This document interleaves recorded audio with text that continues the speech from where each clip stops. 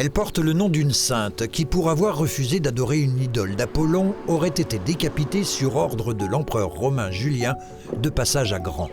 L'église Saint-Libert, dans l'ouest des Vosges, dont la construction s'est étalée de la fin du XVe siècle à la première moitié du XVIe siècle, si l'on accepte cette tour datant, elle, du XIIe, est hélas fermée au public depuis 1997.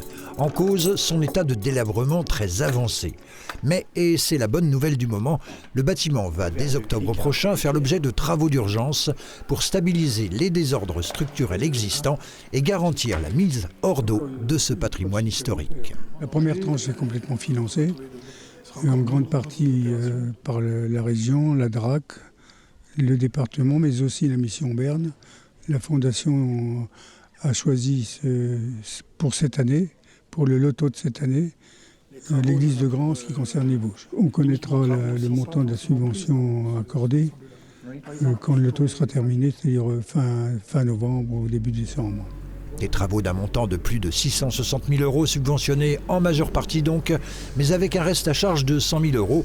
La souscription lancée par la Fondation du patrimoine sera la bienvenue, de même l'argent récolté par la mission Berne, qui depuis son lancement a contribué à la restauration de plus de 620 sites en France.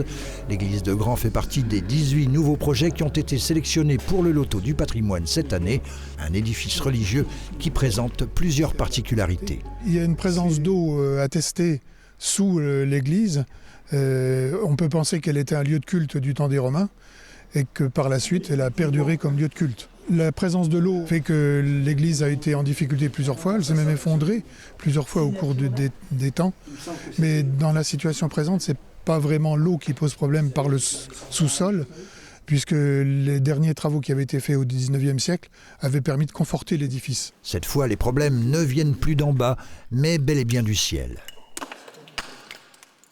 Si on veut aménager le cœur de notre village, l'embellir, on doit déjà procéder à l'entretien de notre patrimoine. La première chose, c'est ça, c'est d'entretenir. Elle est fermée depuis trop longtemps. Les travaux vont être faits par l'extérieur essentiellement, où la couverture va être faite, la charpente va être faite, et les piliers qui sont en mauvais état vont être réparés. Donc il y a 3 types d'interventions qui couvrent les travaux de l'entreprise Lebras, qui a été l'entreprise retenue après l'appel d'offres. Cette même entreprise, Lebras Frères, a brillé, chargée de reconstruire la flèche de la cathédrale Notre-Dame de Paris. D'autres tranches de travaux suivront au cours des prochaines années pour continuer la restauration du site classé monument historique et préserver ses merveilles, comme ces vitraux relatant le baptême de Clovis, le martyre de Saint-Libert, ou encore, offert par une famille du secteur, ce vitrail en hommage à leur fils tué durant la Première Guerre mondiale.